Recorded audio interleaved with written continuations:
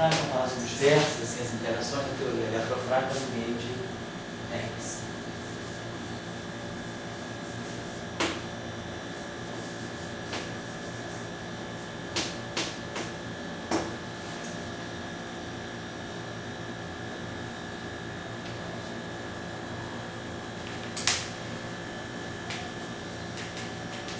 Eu tenho uma dúvida, dava passada. A gente tinha feito as correntes, para chegar na matriz de Campo Cosmar, a gente fez as correntes dos quartos. Isso, correntes carregadas, né? Isso. Para absorver as A frases. gente usou esse treco aqui.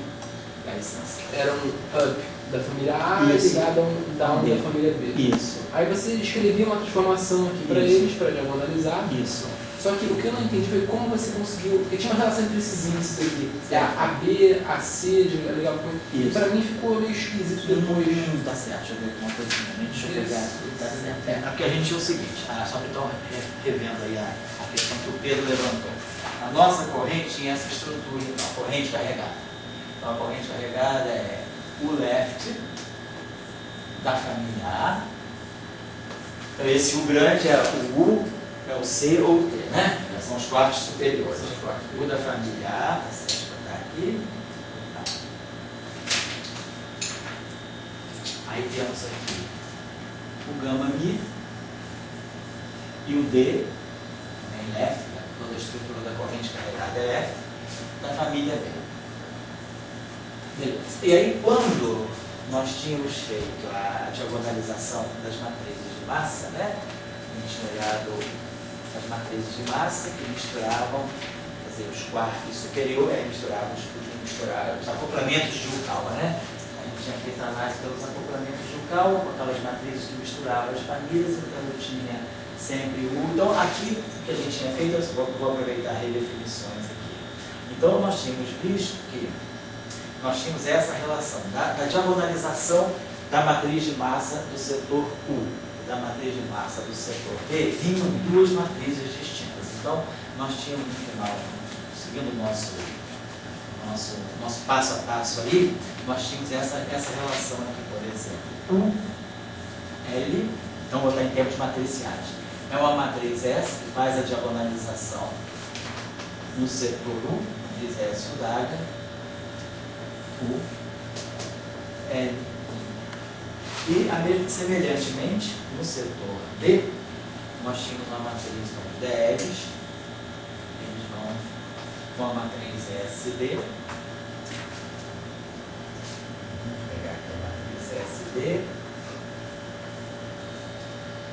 Dagger, DL. Nós tínhamos feito isso aqui. Então, nessa base aqui, esses aqui são os objetos que são diagonais. Esses aqui são os quartos físicos. Quartos que têm massa bem definida. Esses quartos aqui não, são aqueles quartos que têm os mixings antes da diagonalização. Esses aqui são os quartos após a diagonalização. Beleza? Então vamos agora fazer isso aqui. Vamos substituir aqui. Então quem é? Aqui é o L barrado, né? Então essa, quando eu fiz. Aí começou essa coisa de que começou essa coisa de diagonalização. Não, eu acho que isso já vem de antes. Isso já vem de antes. Por questão de diagonalização de matriz de massa, isso já vem de antes.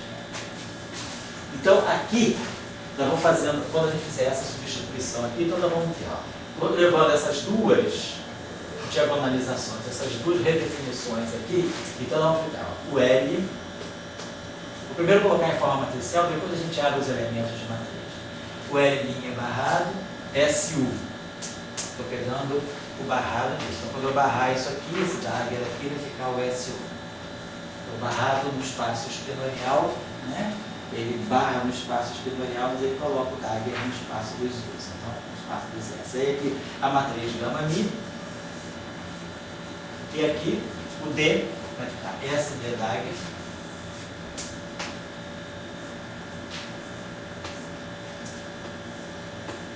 E aqui vai ficar o DLI. Então, esses índices aqui, aqui o Pedro, aqui a gente tem que ver o seguinte, aqui aqui não tem nenhuma matriz que conecte. Aqui é o mesmo A, certo? É U, A, D, A, né? a gente está... isso aqui é diagonal. Esse A aqui... Corrente diagonal? A corrente, não, porque a corrente é UD, mas a corrente carregada da mesma família. A corrente, porque quando isso aqui é a simetria SO2. O que faz a mistura de famílias é o acoplamento de Yukawa. Mas os acoplamentos de Gage, eles não misturam a família, né? Porque o acoplamento de Gage, ele é D, vamos pegar aqui o dublete, né? A gente chamava, vamos dizer assim, era o Q, left barrado, I, Yamami, Mi, Ele. Então, o quarto que está aqui é o mesmo quarto que está aqui. Então, os acoplamentos de Gage que estão aqui, eles misturam o número quântico interno, mas não mistura a família, ele é diagonal na família. Essa interação. A única coisa que não é diagonal na família, que aí a gente justamente tem que diagonalizar, é o acoplamento de Yukawa, que é onde sai a massa. Então, aqui é o mesmo índice. Então, a corrente carregada, ela vai pegar o U com o D, o C com o S, o T com o D. A corrente carregada é dentro da mesma família. Então, só estou marcando isso, porque esse índice aqui é o mesmo. Eu confundi. Oi? Eu confundi. Então, deve ter sido isso. Ou até eu botei errado no quadro, também, não sei. Mas então, aí agora, quando a gente for fazer essa leitura aqui, então isso aqui vai ficar U, L, linha, barrado, A. Aí aqui vai ficar um SU, então essa matriz aqui da linha, ela vai ser coluna, isso aqui vai ser linha, então vai ficar aqui um SU, A, B. Esse é uma biquinha diferente, não tem nada a ver. E aí esse S, D dagger, isso aqui vai ficar um S, D, down, né? Dagger, elemento B, C, D, L, C. Então, automaticamente essa matriz que vai aparecer aqui para nós, quer dizer, o produto dessa matriz unitária por essa matriz unitária, vai aparecer uma matriz aqui que automaticamente, vamos chamar ela de um T, né? Mas ela vai ficar então AB, BC. Então vai ficar uma matriz aqui TAC. Então automaticamente ela conecta isso aqui. Oi? É isso que está aqui, ó. DAC tem um índice do som. Sim, é o S com o S. Porque o que garante, quer dizer, que essas duas matrizes se juntam, é que esse índice aqui é um só. Então, é isso que eu estava vendo. É esse índice que faz a ponte, certo? É isso que eu estava vendo. Legal? Beleza. Então tá certo, é só acertar isso aí. Então, no setor das correntes carregadas, aparece essa matriz que a gente coloca toda em cima aqui do... A gente junta essas duas matrizes numa só. Então, com isso, né, voltando aí à discussão de nossa aula passada, nós vimos, então, que nós somos levados, né, a redefinir uma matriz que vai misturar os quarks, né, do setor inferior. Então, nós tínhamos começado, quer dizer, a nossa ideia era, nós começamos com UD, CS, TD, e aí após a diagonalização, indo para o setor físico, que é o setor de alto estágio, os quartos que são alto estágio da matriz de massa, então nós vimos que nós ficamos assim, então, tem essa, vamos chamar essa matriz aqui de R, eu acho que eu chamava essa matriz aqui no final de toda a matriz de R, a matriz está aqui de Kobayashi mais tal. Então, ficou uma matriz D que mistura o setor D. Então, quer dizer, como se eu tivesse isso aqui. O D tem uma matriz R e aqui o D. Então, esses caras aqui são os altos estados de massa, esses caras aqui são os altos estados de Gauss. Então, esses Ds aqui são o D, o S e o B. E os D' são o D', S, e D'. Então, esse D. Então, a gente ficou com os seguintes tripletes. Dubletes, perdão. A gente ficou assim com U. Então, a gente ficou aqui com R, 1, D, mais R, 1, 2, S, mais R, 1, 3, B.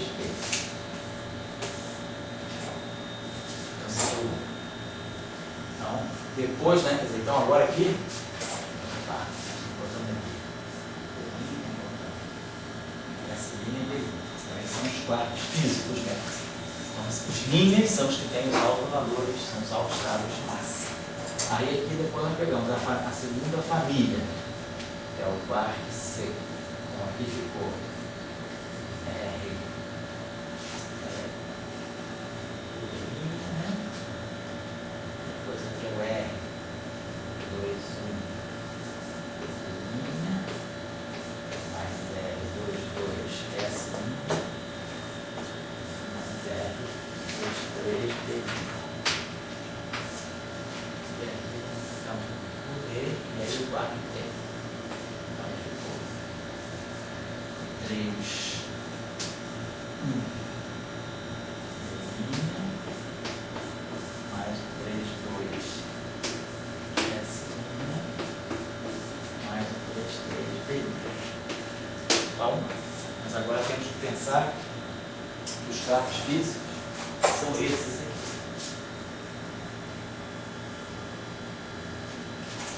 Certo? Então nós temos 3 famílias e temos aqui os 9 parâmetros. Nós já tínhamos visto então que essa matriz R aqui, né, é uma matriz unitária, todos os elementos dela em princípio são números complexos, né? Então a gente vê que, e aí a gente aqui, essa matriz é uma matriz unitária, a matriz R é uma matriz unitária tem N2 elementos. Tem N2 elementos reais. Desses N2 elementos reais, nós sabemos que N-1 sobre 2 são ângulos. Então isso aqui são os N2 elementos, então são os N2 elementos reais de R. Então, a matriz unitária, ela tem N2 elementos reais. Aqui, devido a essa matriz ser uma matriz N, o grupo SON está aí dentro. Então aqui são os parâmetros angulares. Então, parâmetros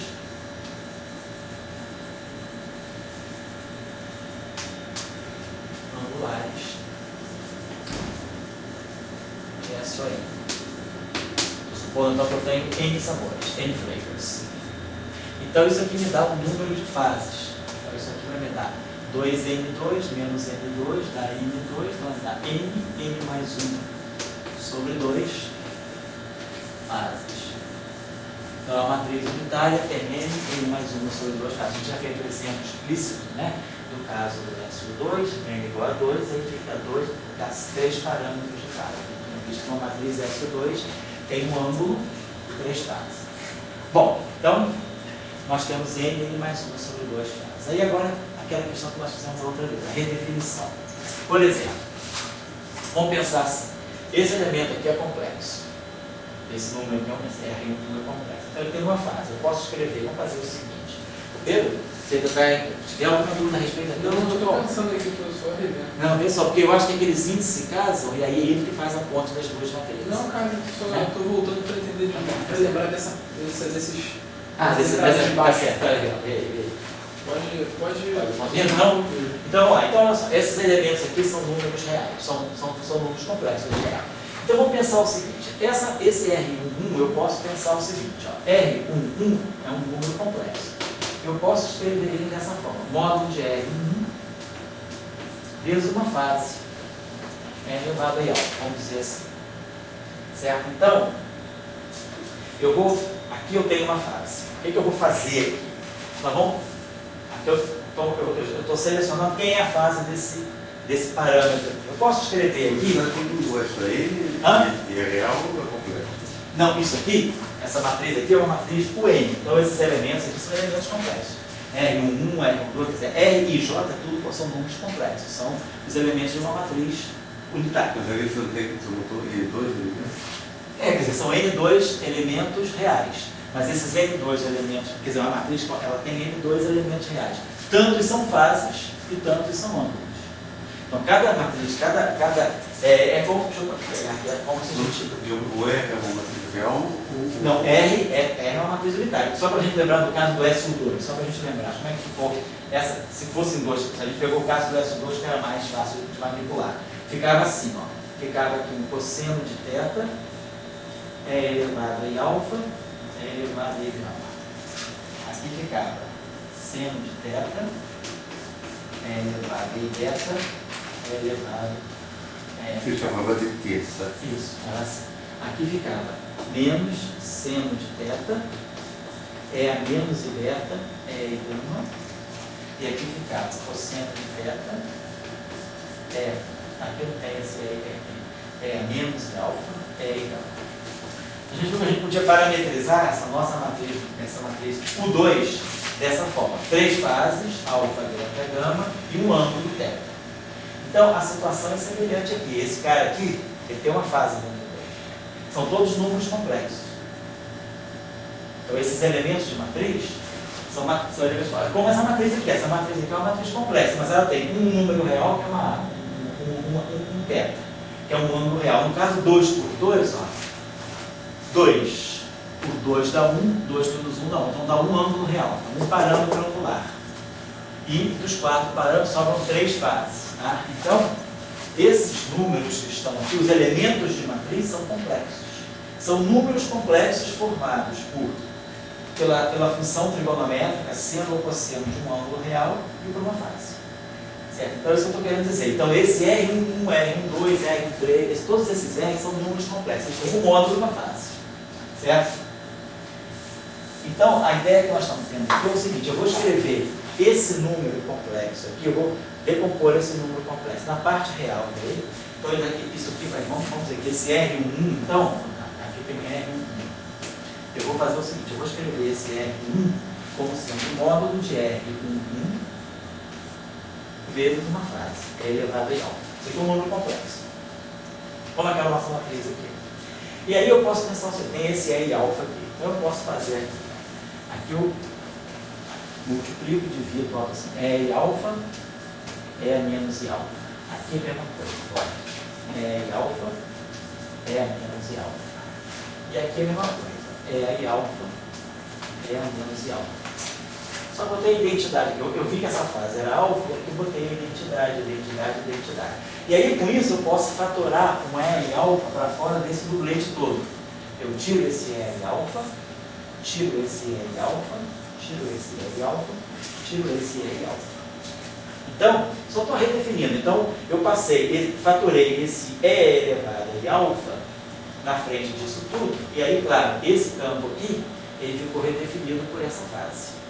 Então, isso aqui, esse U E a menos I alfa, faz o papel de um linha. Então, você quer fazer o papel de um linha.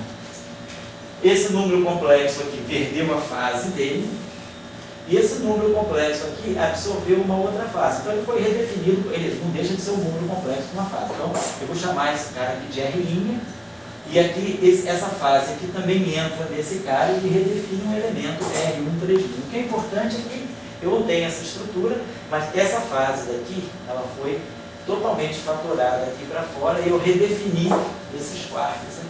Então, eu redefini o duplete a menos de uma fase global.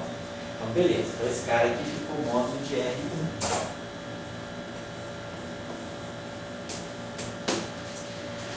Faço a mesma coisa no segundo duplete. Fatoro a fase desse cara aqui, fazer um beta. Então, vai ficar com o módulo.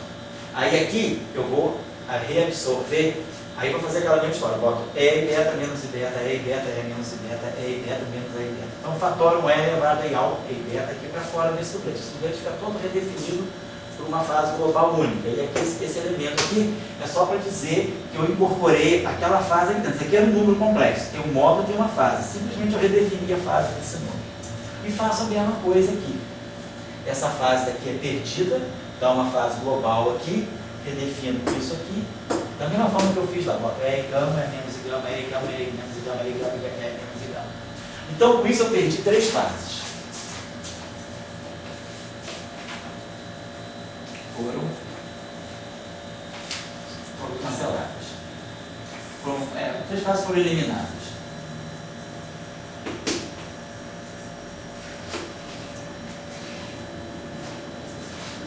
Agora, o que me sobra?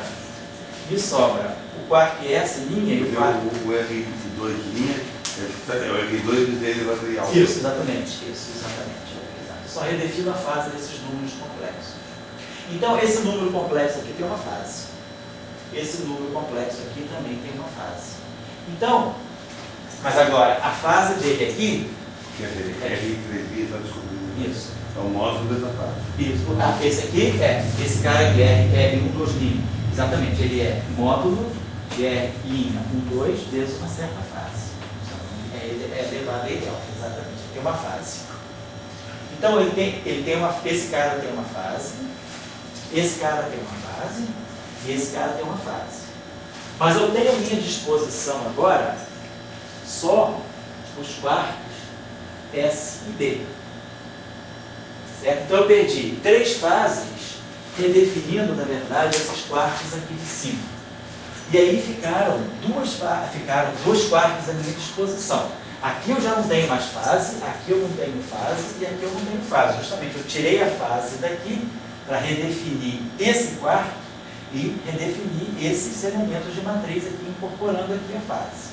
Então aqui eu já não tenho fase, então aqui não tem fase, aqui já não tem mais fase, é o módulo do número complexo. Agora, eu tenho fases aqui, fases aqui, fases aqui. Mas o meu quark S é o mesmo que está aqui, aqui e aqui. Então eu posso simplesmente, por exemplo, pegar essa fase que está aqui e absorver dentro do quark S. Por exemplo, eu posso pegar essa fase E e delta e definir um quark S 2 linhas, a menos de uma fase. Só vou definir um quark S a menos de uma. Quer dizer, todo o campo de Dirac ele pode ser definido a menos de uma fase, que é um campo complexo. Então, entra aqui essa fase, eu posso fazer a mesma coisa com essa fase que está aqui para redefinir o B. Então, me sobraram, porque eu usei 3 fases para redefinir U, C e T. Com isso, eu deixei o D limpo. Mas agora, me sobram 2 fases, me sobram 2 quartos. Na verdade, eu usei os 3 quartos de cima e estou usando 2 desses quartos aqui de baixo. Esse quarto eu já não posso mais mexer nele, porque não sobrou fase nenhuma aqui. Eu já usei a fase que tinha aqui para trazer para cá e para redefinir esses elementos. Então, se a gente observar, se eu tenho N quartos, N famílias, uma família, 2 famílias, 3 famílias, eu vou pegar, sempre redefinir os 3 objetos superiores. Então, eu vou ter sempre N. E depois, dos que estão aqui embaixo, quer dizer, como se eu tivesse 2 N quartos. Na verdade, eu tenho 3 N famílias. Cada família é um duplete. Então, eu tenho 2 N campos de quartos. No entanto, quando eu redefinir esses aqui embaixo, eu vou fazer sempre esse exercício. Eu vou sempre deixar esse quarto aqui limpo de fase. Então, esses outros quartos que estão aqui embaixo, eles é que vão poder absorver a fase. Mas quem está aqui embaixo é esses 2 quartos. Eu vou juntar esses 3 aqui, em vez de formar 2 N quartos, esse aqui é esse, com esse aqui seria 2, a gente formaria 2 N quartos, vai sobrar sempre um quarto, então eu não vou poder absorver fase, porque eu já tirei a fase dele daqui.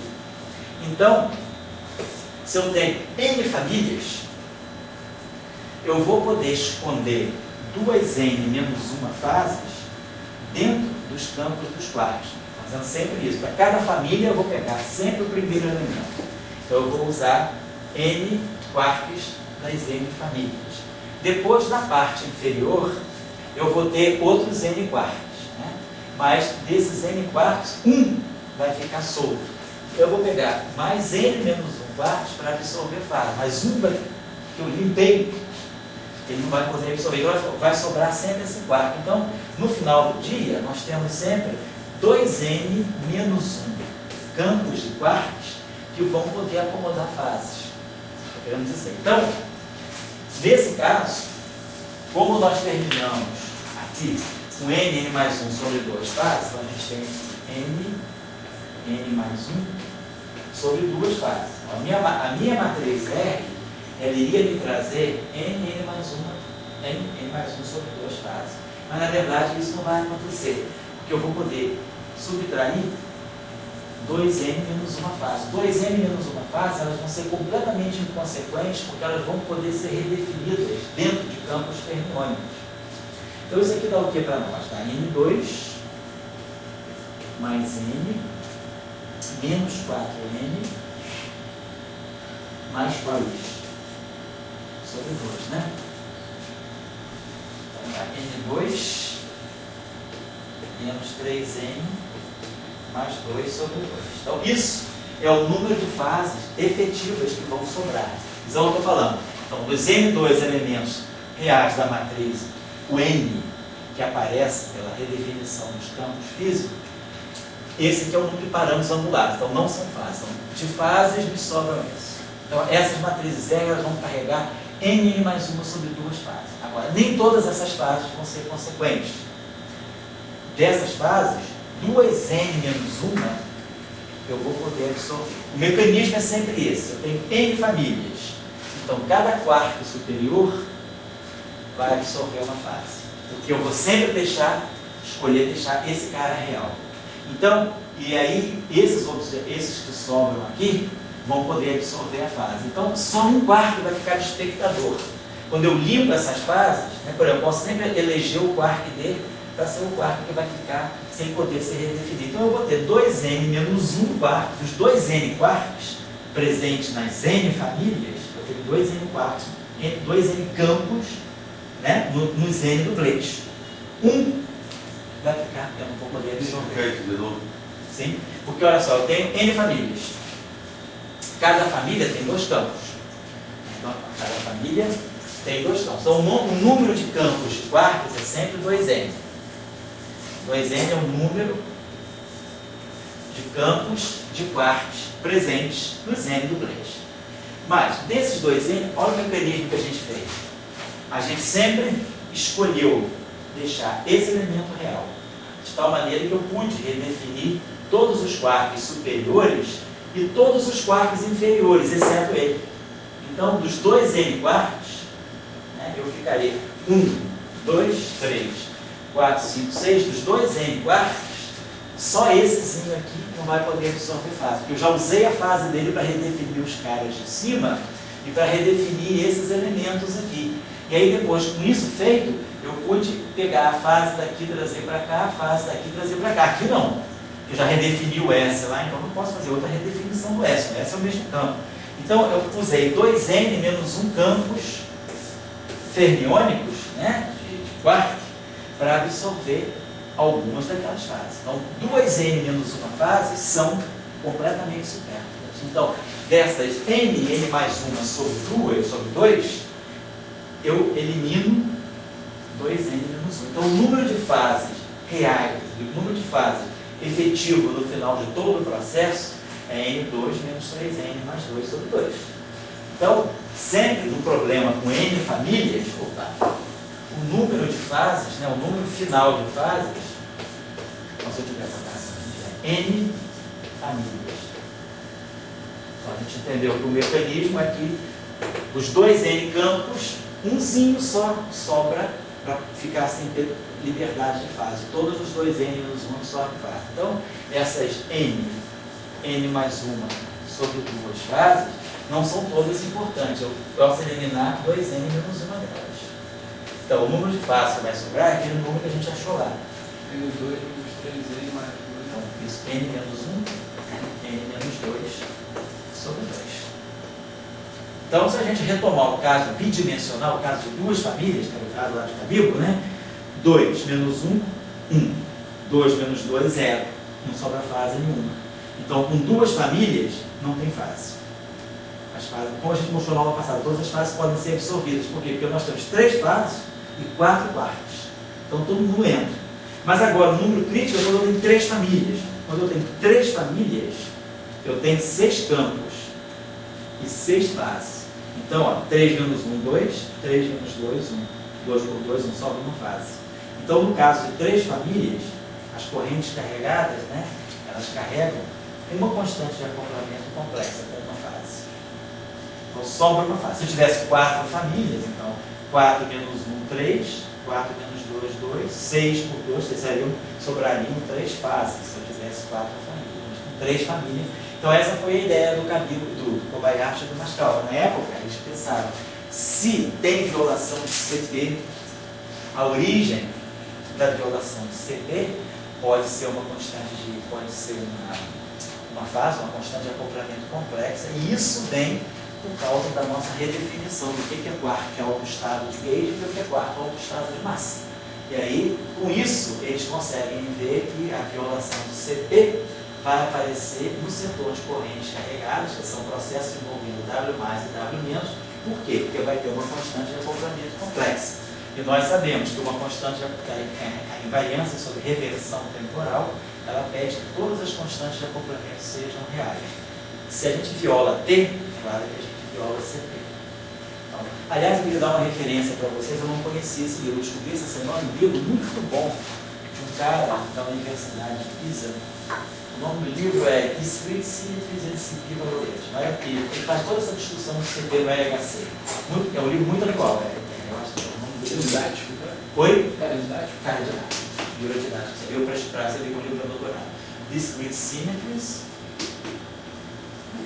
Está na rede. Discrete Symmetries and CP Validation.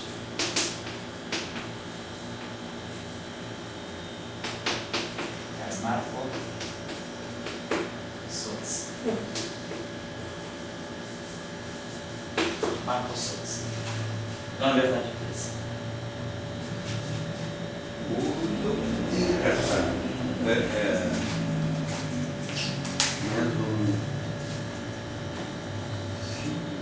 Oi?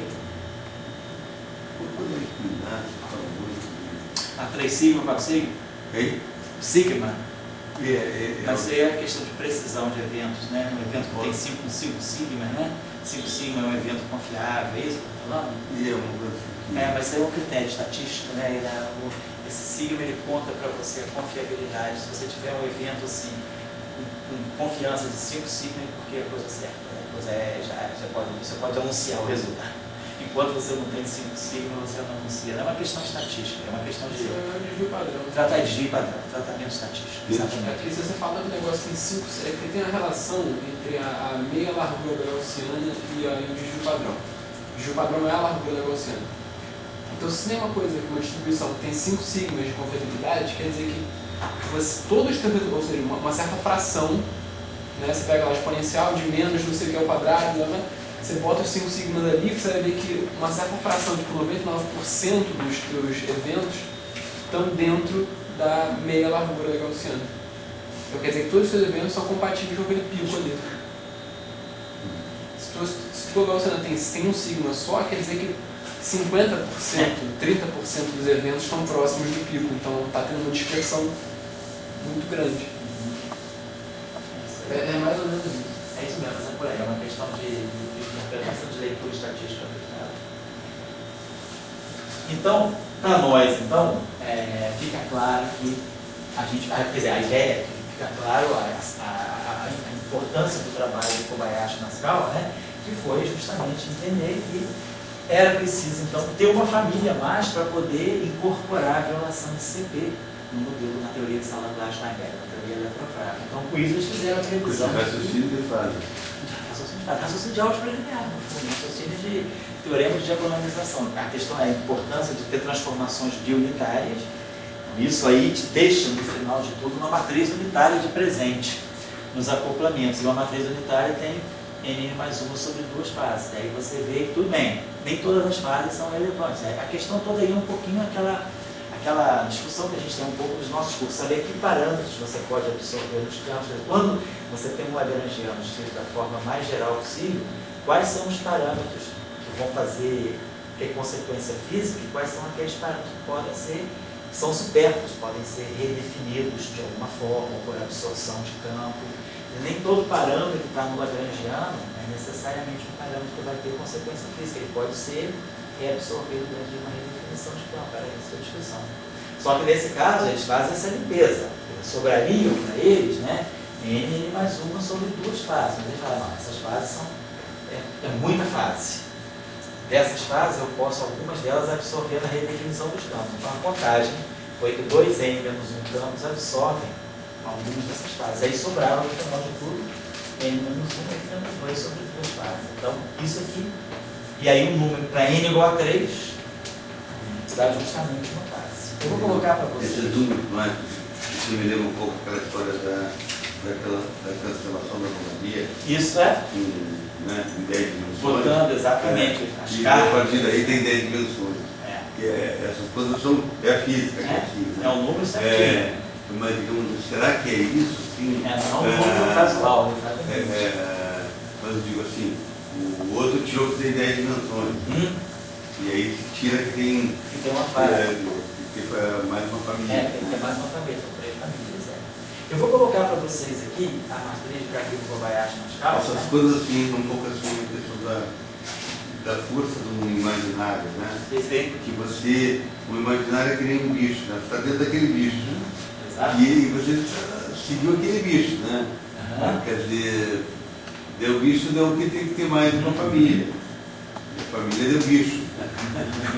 Assim, mas eu digo assim, isso é uma coisa assim delicada da física, né? Será que é aquele imaginário? Porque a existência de famílias é o fato, né? Então a nossa estrutura, quer dizer, a matriz de Kagyu Kobayashi Matsikawa ficou dessa fase. Vinha o S do setor U e o S Dagger do setor D. E aí o padrão, né, quer dizer, o padrão de elementos de matriz é esse sim. É como se a gente tivesse assim. Então aqui eu vou botar a matriz R, né, que vai misturar U com D, R, U com S, opa, U com D não. Vai ficar R, U com D, que é 1, 2, né? O D, o S e o D. A matriz R. Então é aquela matriz R, 1, 2, 3. Depois a gente vai ter aqui a matriz R, CD, RCS, RCD, CD, não, QD, DSD, DSB, e depois RTD, RTS, RTD. E aí a expressão que se usa, a parametrização standard, que está lá justamente no PDG, SU Dagger S. Não, porque porque aquela definição ela vinha assim, S Dagger U linha e S Dagger D linha. E aí quando a gente colocava lá, ficava U linha S. Mas esse cara tá barrado. Pois é, quando eu barrar esse cara, ele vai ficar U linha barrado. Aí como isso aqui tem um barra, tem o Dagger, o barrado desse cara vai comer esse Dagger, vai deixar o S e o U aqui.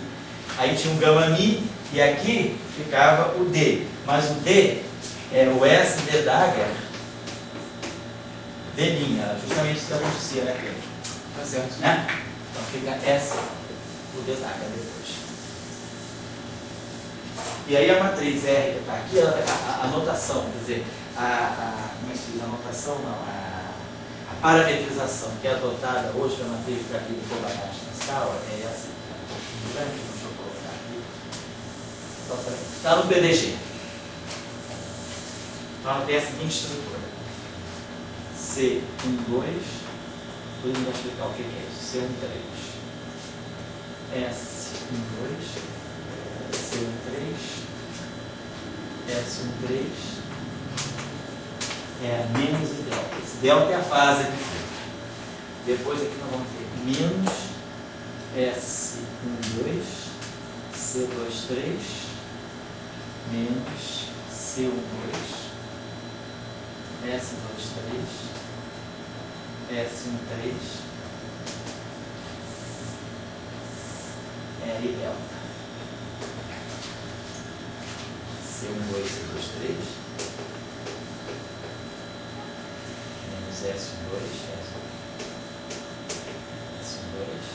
S23, S13, R delta,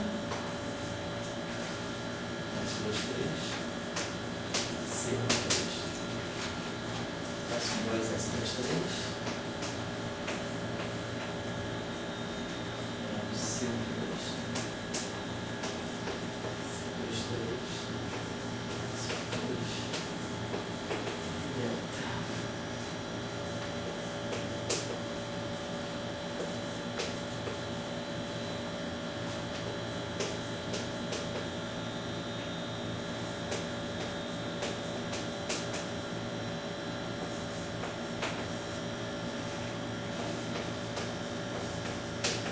Esses C e J, nós temos 3 ângulos.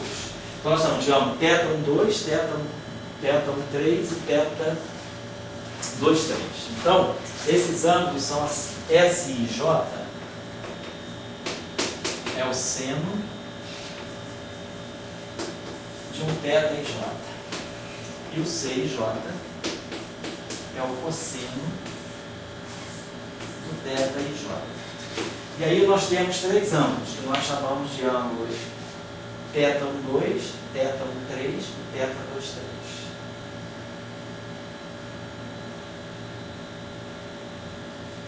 E todos esses parâmetros aqui são maiores ou iguais a zero. Porque nós escolhemos todos os 3 ângulos. Nós temos 3 ângulos. Isso aqui é cosseno de θ1, 2, cosseno de θ1, 3, seno de θ1, 2, cosseno de θ1, 3, seno de θ1, 3. Então, esses 3 ângulos, θ1, 2, θ1, 3 e θ2, 3, são escolhidos os 3 ângulos no primeiro quadrante. Portanto, são todos com seno e cosseno positivo. E delta é que é a chamada fase de Kobayashi-Maskawa. Então, é a fase associada à matriz de Kobayashi-Maskawa. E essa fase delta, então, é a fase que marca a violação de CP nas correntes carregadas com mudança de sabor. Então, essa como é que se diz, é a parametrização padrão adotada hoje. E no PDG tem um capítulo especial aqui no booklet do QC do PDG. O capítulo 11 dele é só a descrição muito boa, é bem grande, sobre a discussão da matriz mix, né, dos quartos, matriz de Kobayashi-Maskawa. Mas a origem dela, então, é essa, é a discussão daquilo que a quebra espontânea de simetria, né, a quebra espontânea da simetria, ela nos leva à necessidade de redefinir os acoplamentos de Yukawa. Nós temos que redefinir o que são os quarks físicos, os quarks que são autoestados de massa, e isso aí tem uma repercussão direta na matriz, nos acoplamentos, nas correntes carregadas. Nas correntes carregadas, então sobra essa fase.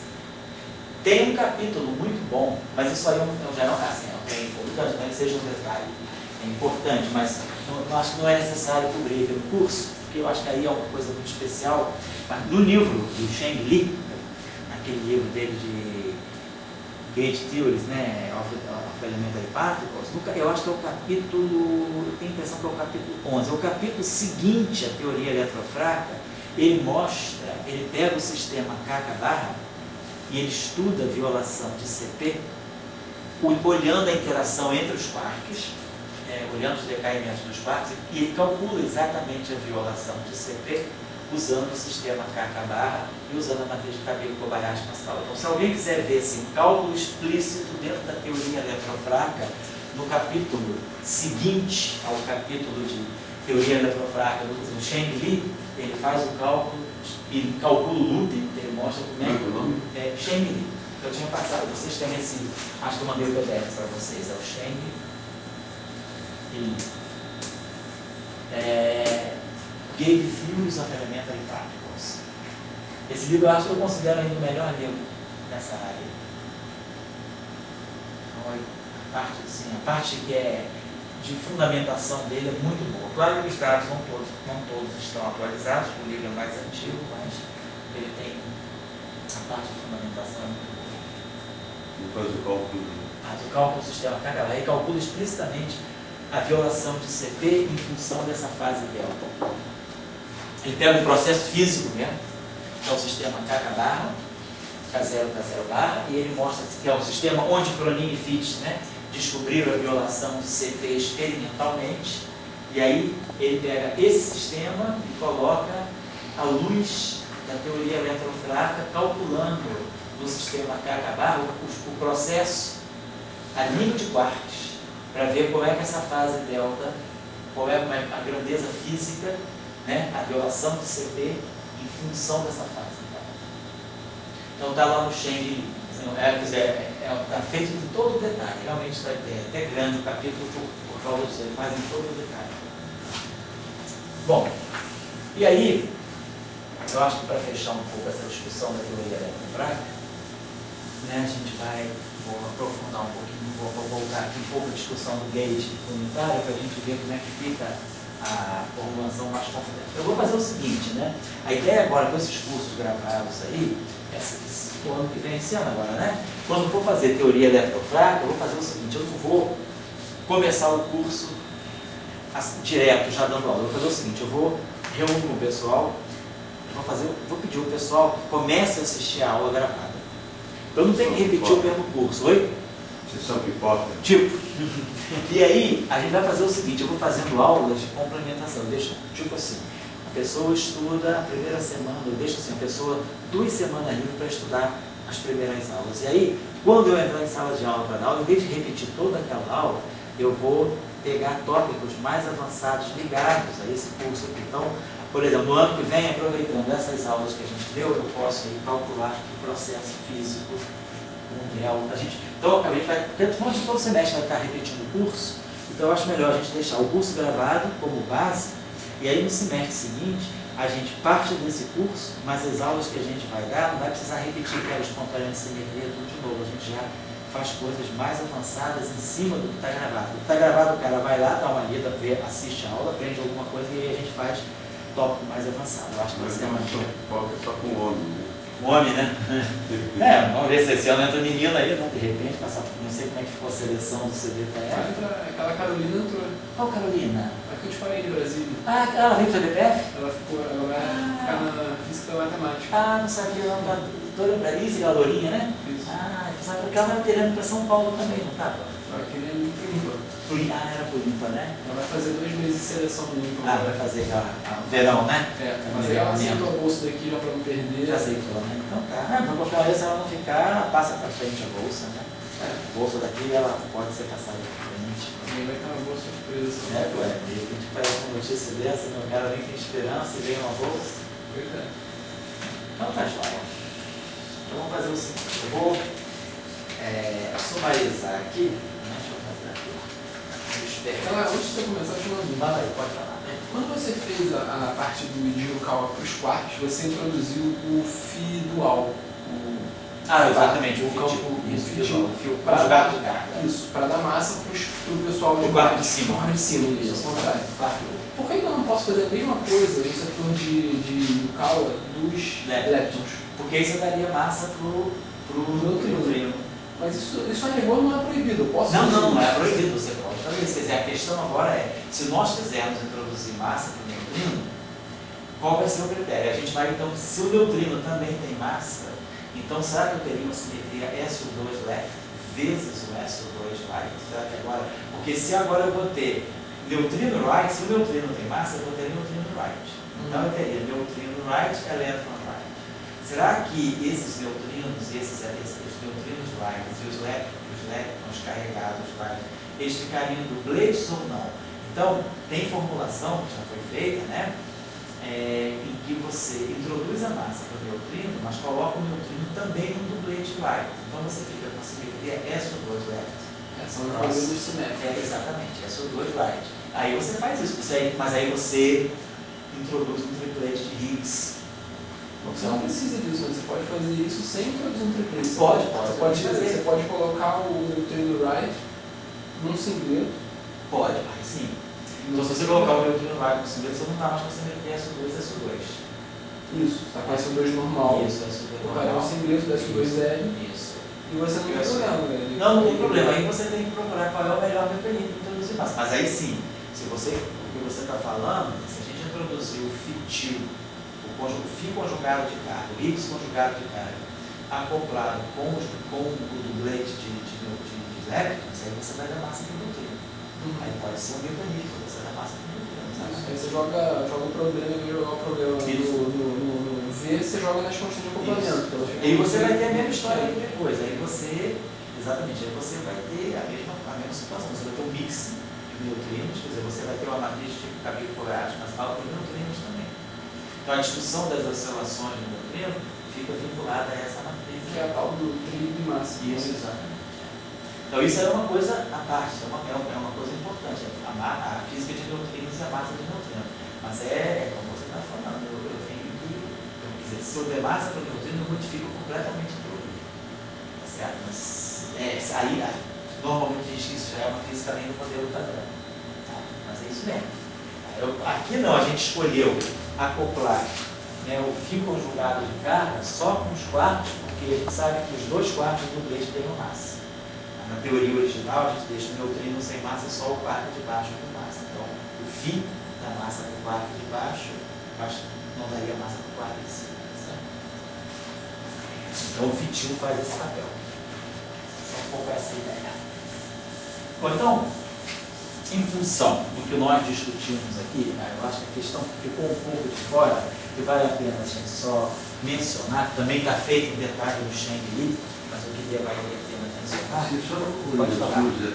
a parte do trabalho do Ash Pascal, ele não trouxe nada assim, digamos, não tem nada ligado ao Higgs, assim.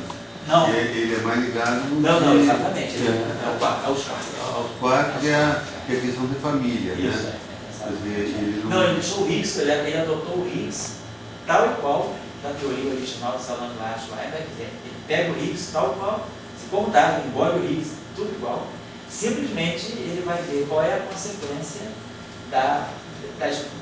dos acoplamentos de Yukawa. Os acoplamentos de Yukawa então deixam de ser reais, passam a estar numa matriz complexa, a simetria de Gauge permite uma matriz complexa que misture as gerações, e aí todo o trabalho, todo o mérito do trabalho deles está em compreender a diagonalização das massas dos quartos. Nem a questão da...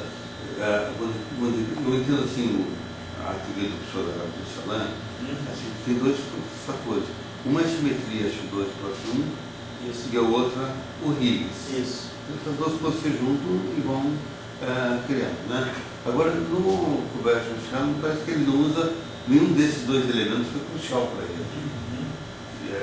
E ele simplesmente foi mais a diagonalização. Ele quis, exatamente, eu acho que ele quis, assim, o que o Kobayashi Masakawa faz, ele compreendeu o espaço de parâmetros da teoria. Ele deu um upgrade na compreensão do espaço de parâmetros da teoria eletrofrágil, compreendendo que os acoplamentos de Yukawa introduzem um grande número de parâmetros, mas aí você pode usar transformações biunitárias para eliminar muitos desses parâmetros, e fazendo as transformações biunitárias, a gente chega a uma matriz que mistura os quartos, né, que faz o mix das famílias, e aí você vê também aí tem parâmetros excedentes, você elimina esses parâmetros excedentes, redefinindo o campo. Então, o papel dele todo, o papel importante do Kobayashi Masakawa foi entender que aparece uma fase, quer dizer, aparece uma constante de acoplamento complexa no setor de correntes carregadas dos quartos. Esse é o problema importante. Mas ele, em termos de grupo, ele trabalha com o grupo 1, né? Assim, ele vê um outro grupo na lógica dele, né? O que sobra sempre para a gente, sabe, é essa meditação, né? Que é um pouco... isso eu acho muito, assim, em linguagem geral, eu vejo que a gente cada vez mais vive uma sociedade virtual. Eu penso que a sociedade virtual é atender celular, né? Assim, passar e-mail. A sociedade virtual é você olhar sobre imaginários. E daí você vai no imaginário, você vê, você consumidor, e você vai olhando. E daí você descobre coisas, como aqui, assim. E daí você confirma aquele imaginário, no fundo, né? Mas aquele imaginário que tu forçou para você ler aquilo. É uma coisa muito, eu acho, similar com essa coisa das strings, das 10 dimensões, assim. E daí você começa a dizer que tem 10 dimensões. Claro que para aquele imaginário tem 10 dimensões. Agora, se existe o imaginário com as dimensões, é outra pergunta. Eu acho que é a questão da sociedade virtual. Sim. Eu acho que a questão importante aqui do cabelo Kobayashi Masaskawa, foi todo o trabalho de Kobayashi Masaskawa, né, é verificar o seguinte: numa época em que você não sabia como acomodar a violação do CP na teoria eletrofrágil, na teoria de Salan Duarte, então eles acreditaram que realmente eles elegeram aquela teoria como sendo a teoria das interações frágeis. Então eles falam, bom, se essa teoria, Salan Duarte, Weinberg, é a teoria das interações frágeis, a violação do CP deve estar aí. Então eles foram analisar em detalhe aonde é que a violação do CP poderia estar presente na teoria. E aí eles foram percebendo que tudo vinha do setor de Yukawa, que migrava no setor de correntes carregadas e que sobrava uma fase. Então, quer dizer, eles compreenderam o espaço Relação melhor de que o espaço de 65. Oi? Relação de 64. 64. 65. E depois a teoria eletrofrágica 67, 68. E aí o trabalho deles é de 52.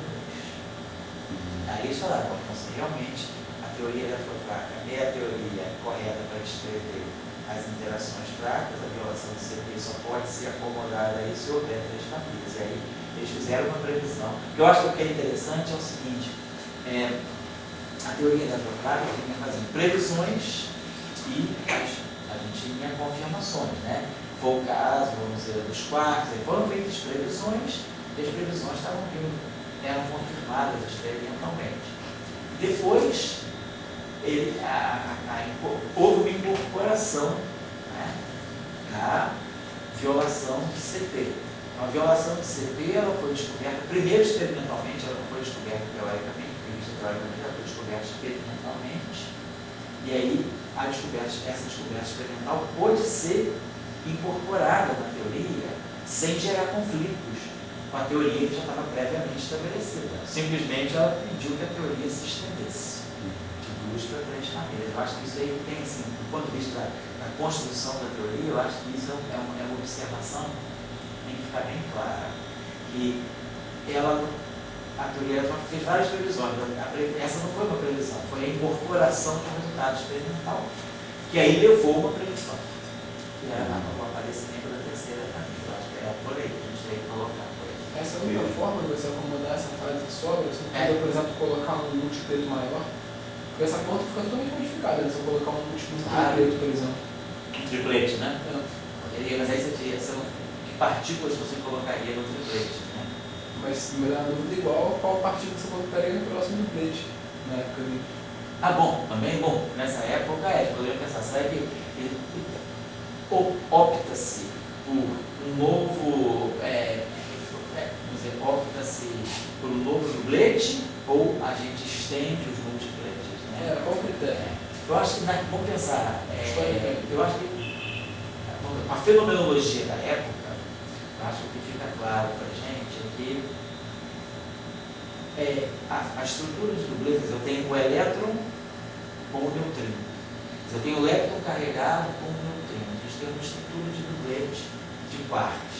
E já estava claro também que da análise da fenomenologia das interações fracas da década de 50, usando digamos, não um ferramental, mas usando um conceito que a gente já usa muito hoje, que é o conceito de álgebra de corrente, já estava claro que a simetria era SO2. No caminho também eu estava no dublete. Também apostava no dublete. Então era um SO2 e com um dublete. Você não tinha uma estrutura de multipletes mais alta. Até porque, se você pegar o triplete de SO2, o triplete de SO2 é real. É a representação real. E isso aí, então, coloca vínculos de partícula e antipartícula.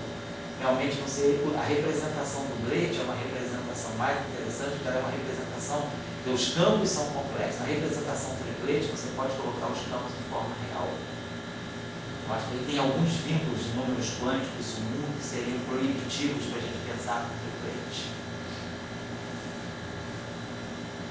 A representação fundamental adjunta porque a representação adjunta de SO2 é a representação de dimensão 3. E aí os geradores, vamos chamar assim, os geradores sigma, generalizam as matrizes de Pauli na representação do dublete, os geradores são sigma, eles são as matrizes de Pauli sobre 2. Então, na representação tridimensional, os geradores são as matrizes de Pauli sobre 2. Na representação trielectron, X e alfa beta, vai de 1 a 2. Na representação triplete, os Is, eles são menos I, epsilon e JK.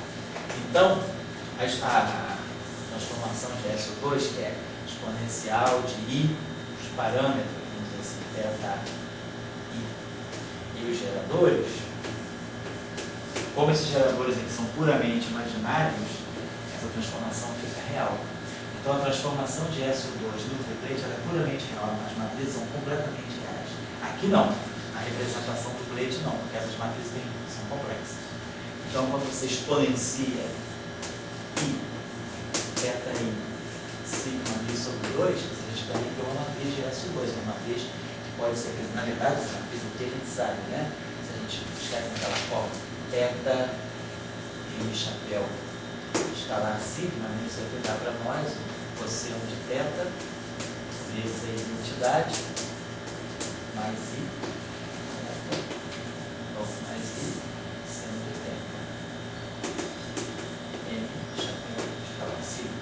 Então a gente sabe que essa matriz aqui é complexa. Mas aqui não. Esses geradores são puramente imaginários. É 0, o gerador sigma 1 é 0, 0, 0, 0, 0, menos I, 0 e 0. O outro é 0, 0, menos I, 0, 0, 0, I, 0, 0. E o outro é 0, menos I, 0, I, 0, 0, 0, 0, 0. Então, tudo puramente, os geradores são puramente hermitianos, são imaginários puros. Então esse expoente aqui é puramente real. Então essa matriz é real.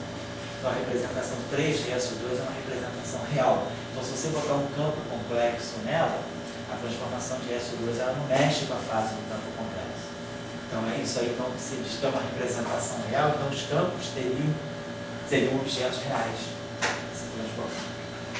Então ela não seria interessante ter campos de quartos que precisam ser campos complexos. Tem menos grau de liberdade. A representação é real, tem menos grau de liberdade. Da minha pequena experiência com físico, a pergunta que eu tenho, assim, e em geral, é quando um imaginário ele se concretiza, né? E daí você nota que as pessoas estão seguindo aquele imaginário, né? Você pode fazer, vamos dizer, supercampo. No momento de ser bom, o imaginário de supersimetria é bom, entende assim? E daí você faz supercampo, ninguém ia imaginar fazer super, mas aquele imaginário ganhou forma, ganhou vida. E a gente vê muito isso assim no caso do desenvolvimento de física e como muitas vezes vamos dizer o imaginário do Higgs, que é também tomou forma. E às vezes os ambientes, né? E tomou forma em 64. Aqui a gente vivia ditadura militar, assim, mas vamos dizer assim, mas eu acho que isso é um pouco a questão do momento histórico. Né? Tem momentos históricos que vão se cristalizando aqueles imaginários. Quer dizer, o Kobayashi e os Kawa, não sei como, eles acreditaram na época no que deviam estar ligados de alguma maneira. Não estava ligado, era a escola do Nambu. É o que a gente sempre discute aqui. Eles não eram fazedores de PEN, eles eram membros de uma escola diferente. Esse cara não é um fazedor de PEN, ele está numa escola. É uma escola que vem lá de Ukawa, também passa por Nambu. Não é que faz motor escalar, né? Exatamente, eu acho que essa aqui. Aí o cara está embebido num ele sabe que aquele naquela época do salão era conhecida, mas nada de mas não nada de especial. Era uma teoria que saiu, mas não tinha Gustavo Escalante. Mas ele assim, assim como o caminho da humanidade, né? De imaginários, assim, e a pergunta não é, que tem muitos imaginários por aí. A questão é quando um imaginário toma forma, que as pessoas começam a seguir, não como crença, mas para fazer suas próximas ativações. E aí você nota que eles foram fazer ativação do CP com... Então a gente vê que assim, a formação de uma escola é uma coisa muito importante, né? Eu acho que é isso que a gente tinha que se preocupar, porque se a gente for olhar para a nossa área, a gente pode discutir mais a nossa área, se a gente for olhar a nossa área, havia assim, núcleos da onde saíram todos esses caras que fizeram as grandes teorias, vamos dizer, que chegaram até o prêmio Nobel por conta disso, né? Era o núcleo lá de Cambridge, né? Que tinha Rutherford, Dirac, e aquele núcleo forte, Kapitsa, que veio por lá também, o núcleo de Roma, lá Enrico Fermi, Amaldi, e Emílio Segré, todo mundo ligado. Naquela época, bastava um acelerador. Bastava um acelerador lá com o Rutherford se formar na Cambridge um imaginário. Uma escola imaginária. Mas hoje em dia a questão é bem mais delicada.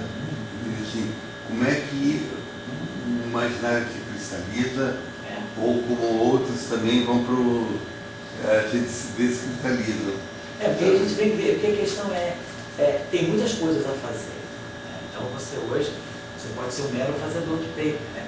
Tem muitas opiniões, entendeu? Assim, Mas quando você está numa escola que ela tem uma militância com uma certa linha, não só de ação, mas assim, de pensamento. Nosso problema, eu acho que o problema dos japoneses lá, com o Yukawa, com o Nambu, era realmente compreender as interações nucleares, o que se passa dentro do núcleo, seja interação forte que interação fraca. Então, cara, eles tem uma teoria, que é a teoria de Salam-Schweiner, vamos adotar essa teoria, eles adotam essa teoria, pegam os resultados experimentais, realimentam na teoria, veem o que isso dá. Quer dizer, o cara que está percebendo que essa é uma discussão da época dele, isso que a gente dá uma escola. Porque o cara que faz paper, a gente faz aqui, faz ali, é uma coisa meio mercenária. Você se alista em qualquer exército que dê paper. Mas aí a gente, por isso a gente não constrói, você constrói um currículo, constrói um imaginário, mas assim, se a gente quer criar tradição científica, eu acho que a tradição científica ela tem que passar assim, por uma escola. Você tem que estar discutindo aquilo, você tem que formar uma geração que é sempre melhor do que a tua. Você prepara aí aquela geração, ela vai pegar o que você passou e o que ela vai fazer, e ela vai passar isso para a próxima geração, e assim vai. Tem uma hora, cara, que isso aí dá uma teoria. Eu acho que essa que é a questão, porque esses japoneses lá saíram, essa escola saiu ali, Toft Veltman, por exemplo, ele já viu uma escola que começou lá com o Uhlenbeck, Goldsmith, quer dizer, a discussão do spin surgiu ali na Holanda, aqueles caras então foram em frente com a mecânica quântica, criaram um compromisso depois com a teoria quântica de campos, gravitação quântica, tudo isso aí acaba, cara. Um dia, daí a 50 anos, aparece o carinha que vai fazer a mudança de direção. Todo mundo vai construindo, até que depois, quer dizer, eu acho que aquela questão de você preparar gerações que cada vez vão ser melhores, né? Acho que o papel da escola, não estou falando nada de filosofia, não estou falando, são observações muito óbvias, né? Do que a gente vê, do que a gente vê. O papel da escola é sempre esse, assim, é você formar uma geração que é melhor do que a tua. Porque se você não forma uma escola, a geração seguinte, ou ela é pior do que a tua, ou ela é igual à tua, não tem uma diferença qualitativa. Não fica uma herança, você não gera herança científica. É como se você, sei lá, você fosse um empresário, aí teu filho vai trabalhar com moda, e depois o outro filho vai entrar na aviação, o outro vai ser professor universitário, a família vai dispersando. E aí acaba, aí há 3, 4 gerações, o que aquela família gerou? Trabalhadores, né? Vamos dizer assim, mas quando você vê esses caras que são assim, de uma estirpe intelectual, esses caras sendo preparados, o avô deles era uma coisa, o pai, e os professores, eu acho que é uma preocupação. O Toft foi criado muito assim. O Toft foi criado para ser prêmio Nobel. Foi desde cedo, ele foi levado, ele já tinha um tio que era prêmio Nobel também, acho, de medicina. E ele foi, todos os holandeses dizem isso, né? Já era conhecido na Holanda que eles estavam, assim, cabe em gestação um prêmio Nobel ali para ele, né? Essa coisa que você prepara, porque a geração que vai se formando dentro da escola, que tem lá do Leberg, Goldsmith e outros, né? Outros holandeses, o pessoal trabalhou muito com gravitação quântica. Você identifica uma escola holandesa muito clara na supergravidade, na gravitação quântica. Com isso eles geraram computação simbólica. Os Verlinde, né? Tem uma preocupação de formar assim, um pensamento dentro de uma área. Eu acho que é isso que a gente entende. Porque esse Kobayashi Masaru, porque foi uma sacada muito boa agora, mas não foi uma coisa só deles. Assim. Nambu estava ali, né? Já trabalhando com essa questão. Era uma questão forte lá na escola japonesa, né? A questão das interações nucleares, seja forte ou fraca. Eles tinham uma militância grande nisso. Então o cara pega uma teoria, acredita naquela teoria, adota e faz coisas. Eu acho que é um pouco isso, né? É o imaginário que está sendo construído e que está sendo cada vez mais apurado, né? Aprimorado. Né? Não é uma coisa que é solta. Certo? Tudo bem. Fazer paper. Vai formar, vai fazer paper, vai publicar dessa, mas cada hora uma coisa e... Mas acho que assim, historicamente, tem momentos que você tem que seguir um imaginário e tem momentos que você tem que construir um novo imaginário. Entendeu? Assim, eu acho que a gente vive um momento que vai ter que se construir um novo imaginário. Aquele imaginário que veio, eu acho, não sei se é verdade que estou falando do cinto, já foram muito usados. Né? Claro. Já foi assim, tem que sempre existir a novidade. Né? Claro. Essa é a luta, exatamente. Vamos lá, só queria deixar com vocês algumas colocações sobre o gate, que não é o gate unitário, que é o chamado gate, é o gate RC, é o seguinte. Nós tínhamos feito a seguinte redefinição do nosso campo de Higgs. Né? Então nós tínhamos visto o seguinte, né? Os nossos bósons vetoriais carregados, né? O WI mais menos.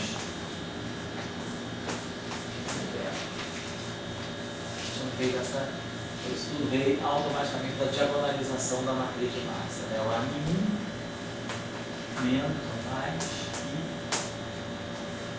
A2 sobre raiz de 2. Aí depois nós tínhamos que o CI, o fóton aparecia em função do ângulo de Weinberg. Então, cosseno beta de Weinberg 3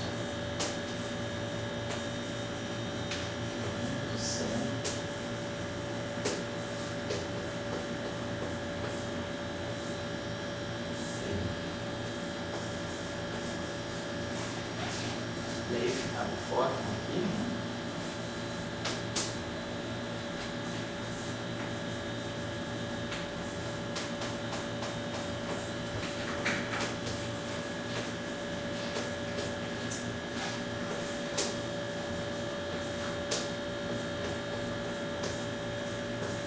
E a tangente do θ era o G' sobre G.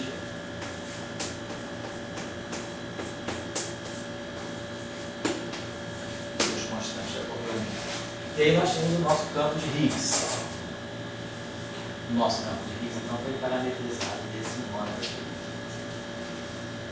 Aqui a gente tinha um campo que a gente chamava, eu acho que de Ki. Campo Ki, que a gente chama de Ki mais, né?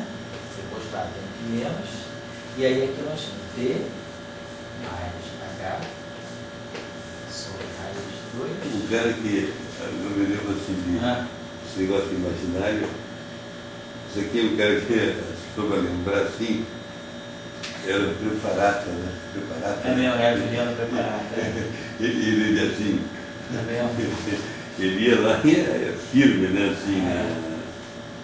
Exatamente. Isso é uma coisa bem italiana, né?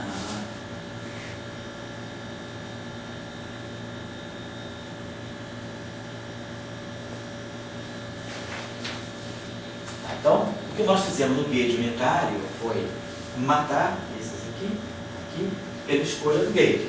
Nós escolhíamos uma transformação de SO2, né, que permitia que a gente escolhesse os parâmetros de tal maneira exatamente a matar esses campos. E o campo de Higgs determinava 0 V mais H sobre a raiz de 2. Era só a excitação, a flutuação real em torno do vácuo.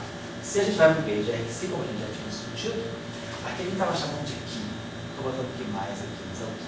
Então a gente tinha Ki1 mais I2 e o I3 aqui. A gente mantém esses caras e aí a gente viu que a gente conseguia eliminar o mix desses bósons de Boltzmann com os campos vetoriais, escolhendo o gauge RC, que era aquele gauge que era um gauge misto, que envolvia a divergência do campo e o campo escalar.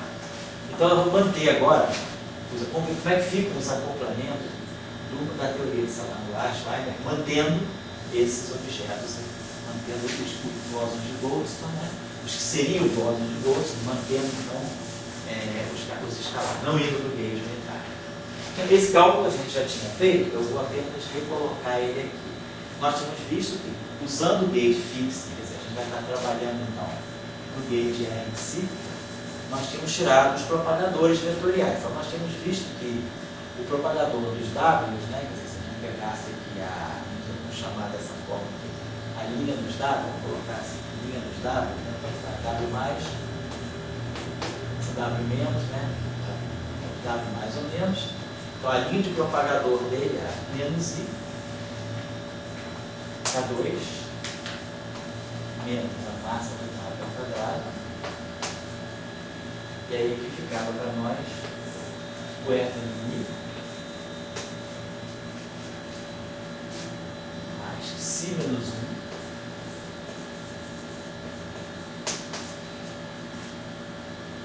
kappa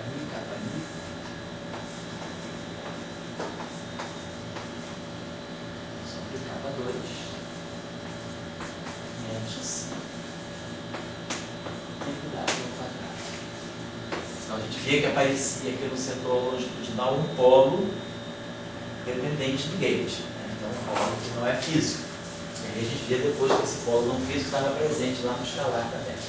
Propagador do Z, a gente pegar agora uma linha do Z. Então o nosso propagador é menos I sobre K2 menos MZ ao quadrado, certo? E aí aqui é a mesma coisa. FMI mais Si menos 1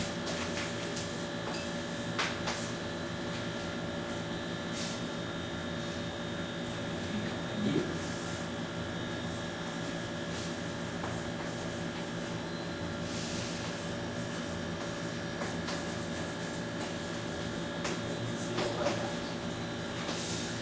lembra que a gente tinha lá as misturas, né? Todos os campos. A gente tinha lá no Lagrangiano original a mistura. Esse MZ ele aparece aqui, vai estar ligado ao outro, veja onde é que ele vai aparecer. E aí nós tínhamos os propagadores agora. Então, quando a gente pegar agora, vou aproveitar aqui as regras, a convenção do Chang-Li. Que aí aqui é o que mais, o propagador, o que mais menos, quer dizer, agora seria o polo de bolsa, ele dá justamente aqui, ó, I sobre K2 menos Si MW ao quadrado. Então, esse cara carregado é o que está aparecendo na parte longitudinal do propagador carregado. E aí, quando a gente olhar o nosso campo de Higgs, nós vimos lá que nós tínhamos o Higgs, nosso Higgs inferior do setor eletromagnético neutro, V mais KK, sobre raiz de 2, e aqui o IC3. Então, esse IC3 aqui é o Higgs neutro. Então, o Higgs neutro é o Higgs que deve estar acoplado, é o bóson de Goldstone, está acoplado com os exatos. Então, a gente tinha lá a gente precisou fixar o gauge aí em si, então a gente tinha lá o 3, a outra eu estou chamando de 3, fazer quando chegar, faz aqui, eu estou seguindo a anotação dos campos, nossa, está diferente da dele, mas é isso aqui. Então o Q3 é o campo neutro, é o campo do setor de baixo, ele vai estar dando esse propagador aqui, K2 menos 5 MZ.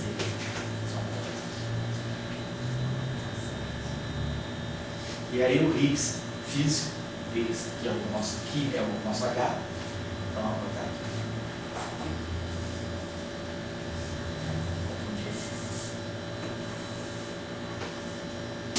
Nosso Higgs H, que a gente chama de pontilhado, e pontilha também. A gente chama de Φ1, nós estamos chamando de H, então tem o nosso Higgs mesmo, que é o propagador do nosso Higgs. Então ele é I sobre K2. Nós tínhamos registrado aqui menos 2 π ao quadrado. É aquele parâmetro lá, π ao quadrado é negativo, né? Então, menos 2 π ao quadrado. Beleza, coloca o calculador.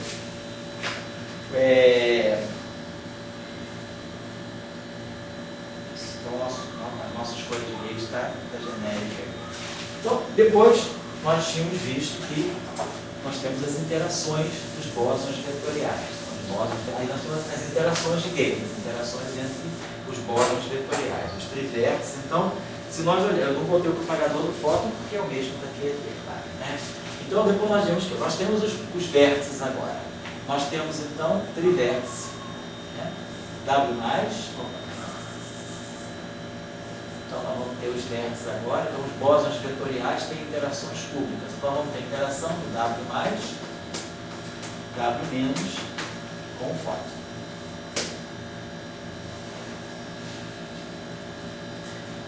E, essa constante de acoplamento, então, é uma constante de acoplamento eletromagnética, a interação com foto. Então, a constante de acoplamento que vai aparecer aqui, ela vai, além dos fatores, eu não vou colocar as regras de Faraday, mas a constante de acoplamento que vai aparecer aqui, basicamente, é a constante de acoplamento eletromagnética. Então, nós temos esse tipo de acoplamento, como temos também aqui, o acoplamento, vamos colocar logo os acoplamentos do quarto, do fóton. Então, os acoplamentos do quarto, agora, perdão, o fóton pode ter acoplamento quártico.